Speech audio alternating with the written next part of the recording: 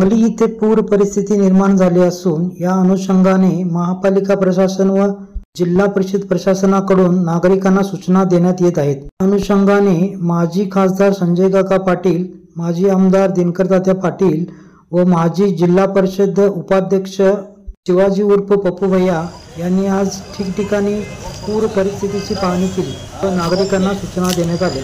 पत्रकार गीता मुदळकर, नवप्रसारण न्यूज, सांगली शहरातल्या या आयर्विन पुलाच्या जवळ 2-3 वस्त्यामध्ये आम्ही जाऊन आलो।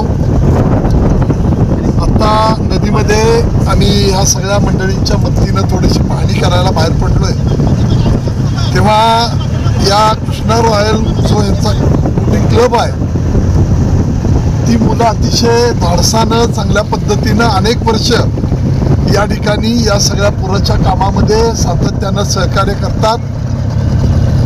शासनाला निश्चितपणानं आम्ही सांगू की या मुलांना बाकी यांची कुठलीही अपेक्षा नाही, पण निदान या पेट्रोल ह्या ज्या व्यवस्था आहेत त्या निश्चितपणानं करायला सांगू, आणि त्यांनी नाही दिलं तर आम्ही हे निश्चितपणानं पूर्ण करू, कारण लोकांच्या जीविताशी हा प्रसंग येत असतो आणि त्यामध्ये मदत करणारी ही सगळी मंडळं आहेत।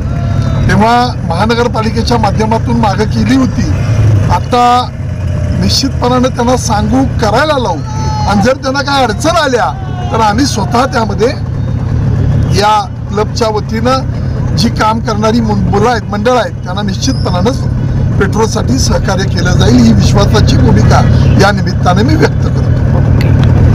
आमच्या चॅनलला लाईक आणि सबस्क्राईब करायला विसरू नका।